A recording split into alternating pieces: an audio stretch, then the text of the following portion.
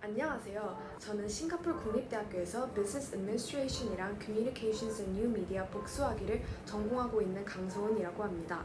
저는 지금 NUS Entrepreneurship Society라는 동아리에서 Content Creation Department에 속해 있으며 NUS 안에 동아리가 정말 다양하게 있기 때문에 지금은 하나하나 더 찾아보고 있는 중입니다.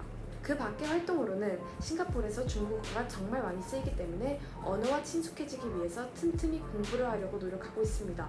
저는 고등학교에서 IB라는 프로그램을 이수했으며 제가 들었던 과목들은 Chemistry HL, Economics HL, Business Management HL, Spanish B SL, English A Literature SL과 Mathematics Analysis and Approaches SL입니다. 저는 이번 2021년도 5월 시험을 치렀으며 운 좋게 45점을 받았습니다. 본격적으로 시작하기 전에 제가 오늘 드릴 팁은 총 3개입니다. 첫 번째로는 IA의 중요성에 관한 팁입니다. 시험을 볼 확률이 높은 나라에 있는 학생들은 exam이 IA보다 더 중요도가 큰 건 사실입니다. 하지만 저 같은 경우도 시험을 봤음에도 불구하고 시험이 캔슬될 수도 있다는 불안감 아래 IA를 최대한 열심히 끝내려 노력했습니다.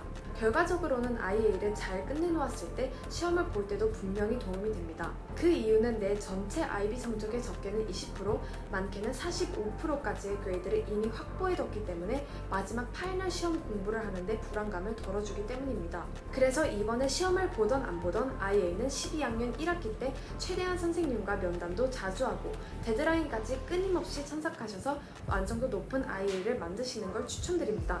두 번째 팁은 12학년 올라가는 학생들이 항상 궁금해하는 질문에 관한 팁입니다. 도대체 IB 시험은 언제부터 공부하는 게 좋을까요? 이 질문에 대한 답변은 일단 전략적으로 공부하기 위해서 평소에 자기가 내신 시험 대비 공부를 하면서 비교적 강한 과목들과 조금 더 약한 과목들을 분리시켜서 공부하는 게 좋습니다. 내신 시험 대비 공부를 하면서 각각 과목을 어떻게 공부하는 게 본인에게 효율적인지 11학년 1년 내내 파악을 하시면 좋을 것 같아요. 그래서 더 구체적으로 설명해 드리자면 IB 시험을 보기 몇 달 전에 시험 스케줄이 항상 나오기 때문에 미리 공부 플랜을 짜놓으시는 걸 추천드립니다. 2022년도 5월 시험 스케줄은 이미 이렇게 나와 있습니다. 그래서 2021년도 메이 exam 스케줄과 제가 선정한 과목들을 기반으로 예시를 드리자면 저는 4월 30일 그리고 5월 3일에 Business Management Paper 1과 2가 첫 시험으로 있었고 컨텐트 리뷰를 다 하는데 대략 3일이 걸릴 것 같다고 생각했기 때문에 3, 4월에는 내신 시험 준비와 평소 6개 과목 공부를 매일 조금씩 했고 첫 시험 3일 전인 4월 27일부터 계속 비즈니스 공부를 한다고 계획을 짜놓았습니다. 제 다음 과목 시험은 5월 5일과 6일에 수학 페이퍼 1과 2가 있었으므로 비즈니스 공부를 계속 쭉 하다가 집중력이 떨어질 때마다 수학 공부를 조금씩 했었습니다. 하지만 이건 개인차가 있고 학생마다 2년어치 컨텐츠를 복습하기 위해 필요한 시간이 다르므로 그건 꼭 주의해 주시길 바랄게요. 저는 개인적으로 랭귀지 과목들은 단기간에 공부한다고 IB 성적에 많은 변화를 주지는 못한다고 생각합니다. 그래서 Spanish B SL 그리고 English A Literature SL 과목들이 있을 때는 라이팅 시험 때 쓸 텍스트 타입 및 페이퍼 1 포맷을 한두 시간 동안 리뷰하고 나머지 시간은 뒤에 시험을 칠 과목들 공부를 병행했었습니다.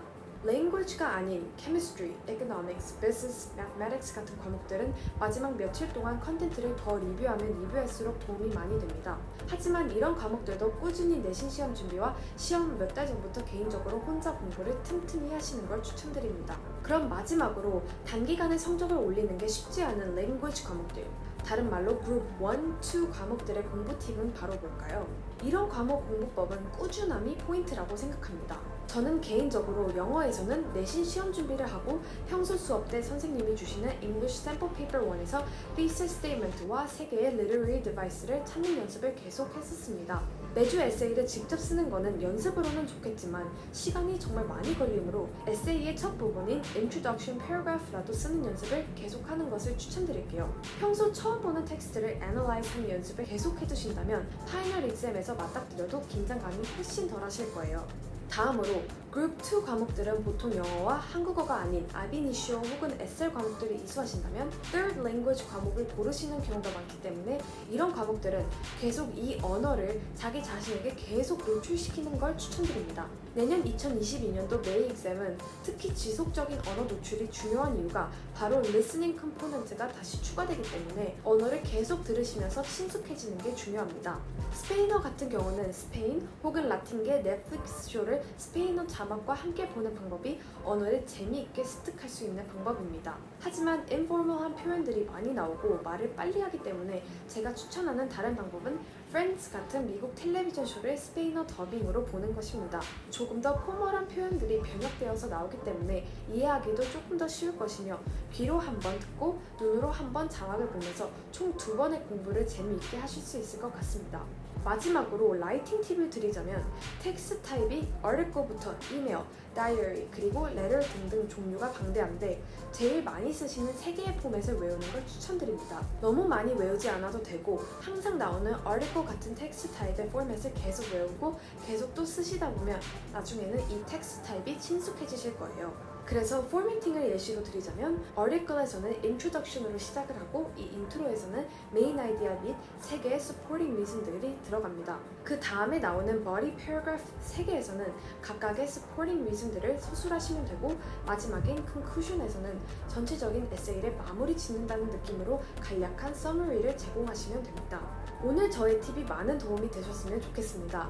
이제 주니어들에게는 앞으로 2년, 그리고 시니어들에게는 마지막 1년이라는 이 긴 IB 여정 화이팅 하시길 바랄게요. 노력을 계속해도 정체기가 찾아올 수도 있고 IE를 쓸 때는 특히나 처음 토픽 선정부터 데드라인 전까지 끊임없이 첨삭을 하시면서 번아웃이 찾아오실 수도 있을 것 같아요. 하지만 포기하지 마시고 최선을 다하시면 IB에서 좋은 결과가 반드시 찾아오실 거라 믿습니다. 그래서 화이팅 하시길 바라고 마지막으로 구독과 좋아요 부탁드립니다.